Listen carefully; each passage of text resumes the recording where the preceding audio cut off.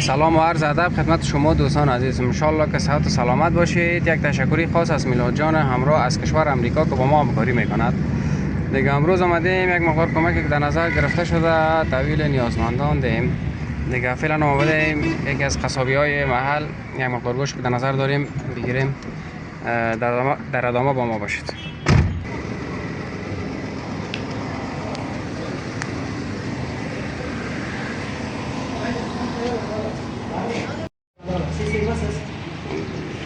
سیسی هم قدرها بس هست نه؟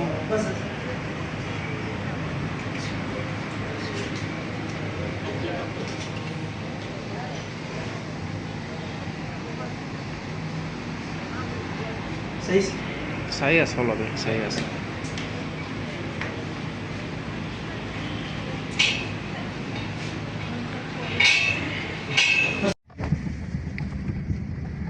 دوستا فعلا آمدیم نانوایی نان قبلا نان فرمایش دادیم دیگه آمدیم پیشنهاد که نان بگیریم دیگه.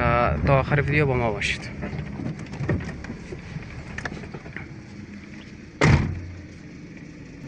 دوستان فعلا آمدیم یکی از مغازه های محل یک مقدار روغن گرفتیم و فعلا بسته بندی میکنیم.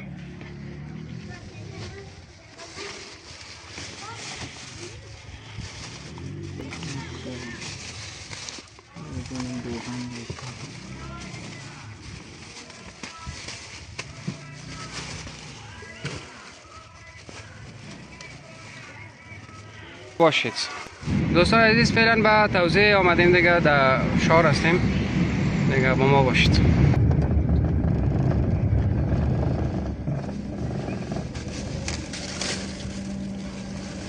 سلام ماما، خوب هستی؟ صحت خوبه؟ جان جیره بخیر هستی؟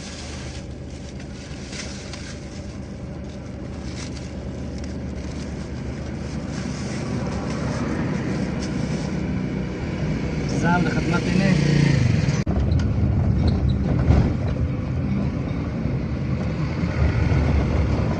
یک کدام ریخ هست؟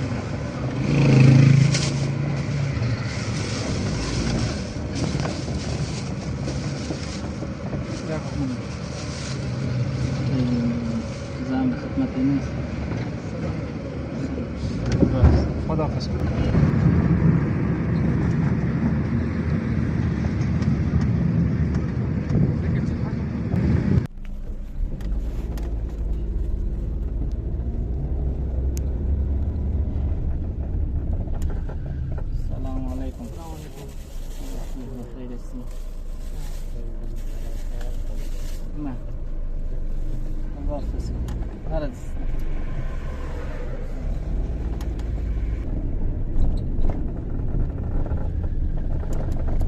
سلام علیکم حاجی سعید.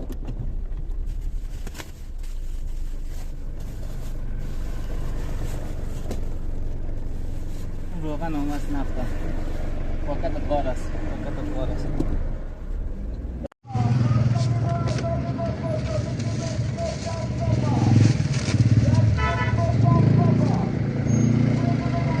سلام علیکم ماما.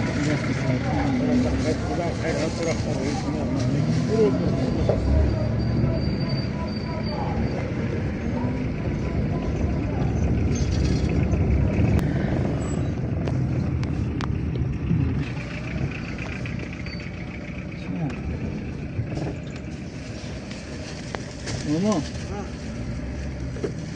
خوب هستی؟ صحت خوبه؟ جان بگیره ماما جان. چیزم به خدمت نیست؟ خدا